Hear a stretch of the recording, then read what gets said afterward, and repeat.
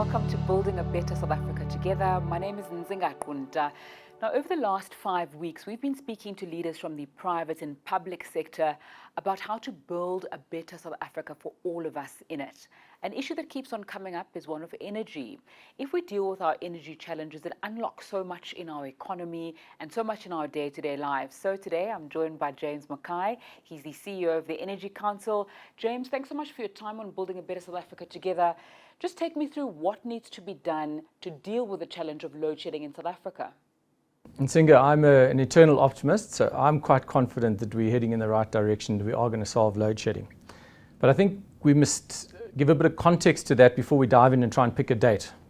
So everyone wants to know what's the date when we're going to end load shedding. But the real question is, why do we believe that the Eskom of today is in a better position to solve our energy crisis and fix load shedding than the Eskom of yesterday, or sort of 5-6 years ago? So I think when we understand that, we can start having confidence in the people, the accountability, and the actions. And so I think that's where we need to frame the question. So if I reflect, I think importantly just a little bit, we can't wish for a better past. We have to acknowledge state capture and COVID, I think, hollowed out a lot of state capacity and SOEs. But Eskom is mission critical for South Africa's economy. Energy is critical for any modern economy, and no different for South Africa. And Eskom really holds the keys, not only to keeping the lights on, so in terms of generation and power station performance, but also key reforms and unlocking investment and things like transmission expansion. So as a country, we need Eskom to work. We need a good, solid, reliable Eskom, but very importantly, we need a reformed Eskom and a different looking Eskom. So if I reflect then on today as the Energy Council and the work that's being done through the National Energy Crisis Committee as we coordinating a lot of business participation, I've had a real opportunity and very privileged to engage very closely with Eskom executives. We've had teams on the ground at power stations, now multiple power stations, and at an ongoing basis, engineering teams working with Eskom. And so the insights that we've gained, I think, are invaluable. And that really is that we have seen a real change and a shift in the way Eskom is dealing with technical issues, people issues, financial procurement issues, and the focus and accountability that is coming through and the level of transparency.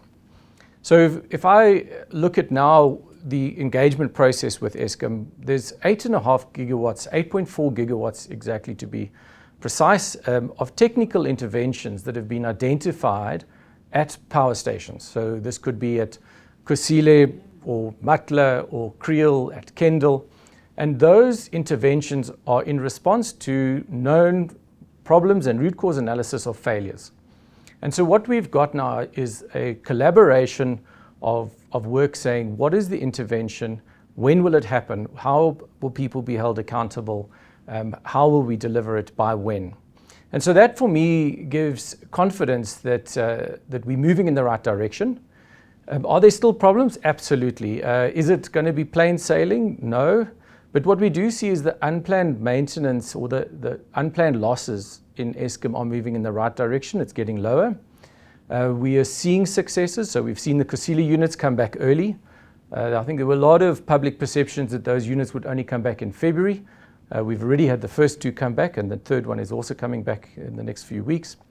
So we're moving in the right direction. I think the balance of this year, especially as the hot summer months come, we are going to probably see higher stages of load shedding.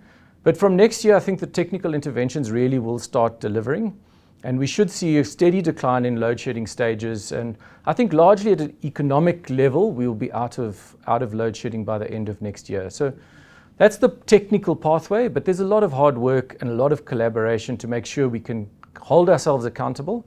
And also part of that is, I think, acknowledging the hard work and the good people in Eskom who are really putting huge amount of effort into turning the ship, and they're doing a good job. They're doing the right things. James, you spoke about the private sector and the public sector working together, especially around the Eskom issue. Just give us more insight into that. So the energy crisis has had a silver lining, and I think it's twofold. One is it's really stimulated a response out of private sector around energy investment and reform. So everyone is aware of the lifting of the cap, which was unregulating the ability for private sector to invest in renewable generation. And that's caused a huge response in terms of investment, which has been very positive. The other aspect was that it's prompted a different approach from government. We're seeing an engaging government and a responsive government. I think also private sector has really stood up and said, we're going to do this in partnership. And I think through Business for South Africa and the CEO Forum, that engagement directly with the president is really starting to pay dividends. So the president is championing this and leading this partnership between government and business. And the private sector is saying, let us partner, because really implementation is key. And I think even private sector is struggling with capacity around implementation. And as I said earlier, from state capture and COVID, certainly the capacity gaps in the state are significant. So in the energy space, that partnership has been around the Presidential Energy Action Plan and then the National Energy Crisis Committee that was formed. And I think importantly is that NECOM, as this Energy Crisis Committee, has been structured in a very balanced way that says we need to fix Eskom to solve load shedding. However, at the same time, we also need to drive fundamental reforms because we're behind in our energy transition on a global comparative basis. And we also need to significantly increase the level of investment in new generation. So the National Energy Crisis Committee is becoming a very, I think, positive vehicle to drive change in the energy sector. And it's having a lot of successes. So I think it's something which we've got to build on. Okay. We often hear when we're speaking about energy and what we're going to do in South Africa in the medium and long term about the energy transition, and it's often linked to climate change. Can you just simply explain to me that energy transition and from a South African perspective, what we need to be doing or thinking about? So Nzinga, this is a very emotive topic because climate change is an existential threat. I think there's no one who disbelieves the science. We have got to decarbonize our planet. And as a country, we've signed the Paris Agreement, we've got climate legislation, we must decarbonize. However, it's a very challenging pathway, it's expensive and it's very complex. And the rest of the world is struggling with this equally. So what I think is very important though in the narrative of around that building a better future is that this is not, we shouldn't be seeing the energy transition as a threat from the global north, because it's a technology disruption. And I'll give a very simple example. If we had to think back, and I'm certainly of the age where I remember I was young enough that my banking used to have a checkbook, a paper checkbook, and you'd have to go into the bank on a Saturday and fill out all your little payments. And when your checkbook ran out, you'd have to go get a new one. And so mobile banking completely revolutionized that. It was cheaper, it's more efficient. No one would ever want to go back to a centralized model of banking because we're trying to save jobs with tellers in banks. More jobs were created through the digital disruption, and it's a much more efficient, better, and cheaper way of doing banking. So the energy transition is the same. If you don't have to dig up the fuel, burn the fuel, move the fuel, you immediately, on all commercial measures, are cheaper. You're also more efficient, and so the disruption is a technology disruption, and it will happen because renewable technologies and clean technologies are more efficient and cheaper in the long run than fossil fuels.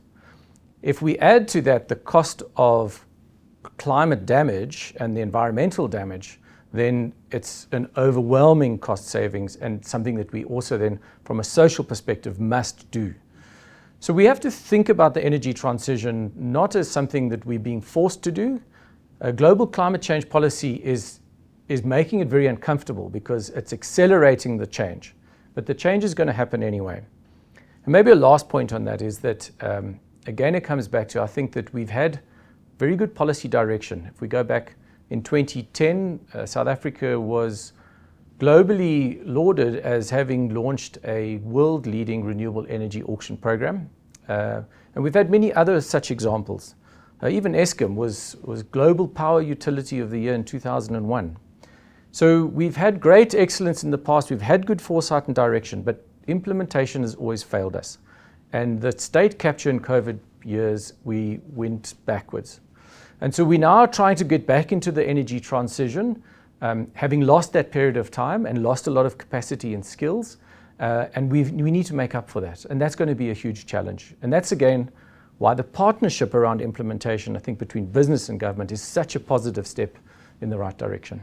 If we talk about a move to more renewables, often it comes to the power utility in South Africa, Eskom, and also unbundling of that. Lots of nervousness around that, lots of debate around what that means and what that means for those of us living in South Africa. Tell me about that. So as I said earlier, if one thinks of the changing structure of our energy environment, and it's a technology disruption. Let's keep it as simple as that. The technology shift is, and one can frame it as it's decentralized, distributed, and digitized. So it's decentralized because actually anyone can own energy. You can have a solar panel on your roof and a battery. You don't actually need to have the Eskom wires connecting you. It's distributed because you can now generate energy anywhere where the sun shines and the wind blows. It's digitized because you have a whole different structure of grid configuration, different types of technologies and skills. You now need battery storage, you need different types of ancillary services peaking to ensure a reliable energy service and a reliable energy system. So when we think about our past sort of structure of this very centralized utility, and by the way, I think Eskom is the last standing large-scale centralized utility, integrated utility in the world. So we're well behind. Even all of the BRICS countries have unbundled and reformed towards competitive markets. Pretty much all middle-income economies have also done the same. But again, because we've lost time, we've lost the execution time of our unbundling and our energy transition.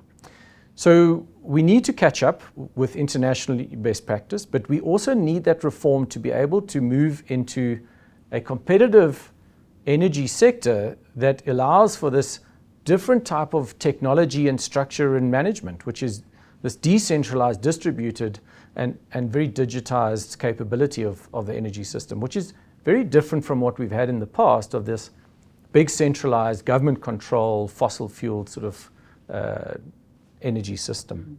James, what do you think is the biggest obstacle to delivery of energy in South Africa, and what do you think is the most urgent action that needs to be taken? So there are two non-negotiables in my mind, Nzinga. So I think we can articulate that as decarbonization. It's from a global planetary economic perspective. We've signed the Paris Agreement, it's in our legislation. We know we have to decarbonize. There's really no debate about that. The timing, complexity, investment of how we get that done is very large, and I think to a certain extent we've, one, underestimated the complexity, but two, as we said earlier, we've lost a lot of time, and so now we have to play catch up. There's a second non-negotiable when we look at unemployment in the country and the social deficits that we need to close. We have to create jobs very urgently. So what we really need to think about is how do we bring these two together? They must be complementary. And so there's two things we can think about there. One is international examples. So if we look at international large economies, they've used net zero climate policy really to reindustrialize. And we can look at the US, the Inflation Reduction Act, $370 billion, focused on creating new clean tech manufacturing jobs and skills. In Europe, Renew EU, 250 billion euros is doing the same. But even China and India, they are equally driving new manufacturing, even though they're the highest emissions and probably slowest economies to decarbonize. China and India are targeting very high job creation potential in the green economy, also positioning themselves to be global suppliers of clean technology manufacturing. So when it comes back to South Africa, we've seen sort of a polarized narrative, I think, that says we're very focused on the generation part, which is understandable because of load shedding. So we want to sort of focus on fossil fuel generation and saving fossil fuel jobs, or we want rapid decarbonization because we're going to lose jobs through deindustrialization. There's nothing completely incorrect about those, but the optimal pathway for South Africa has got to be bringing these together in a central space that says we must decarbonize as quickly as possible, but at the same time, we must focus and prioritize creating as much local manufacturing, job creation, industrialization. And I think that also then talks to the way NECOM has been structured, is NECOM and the Presidential Energy Action Plan articulate that. And I think that's a very positive platform then to start building out a much more sustainable system transition of energy versus trying to focus on just the generation portions. James Mackay, thank you so much for your time. I know you're one of the people working towards that, building a better South Africa together. Really appreciate your time today. Thanks, Nzinga. It's great to be here. And that's where we leave it on building a better South Africa together. We've had these conversations over the last 6 weeks with people from the private and public sector, and we'd like to continue the conversations in your phones, in your communities, and so much more as you and I figure out how we help build a better South Africa together.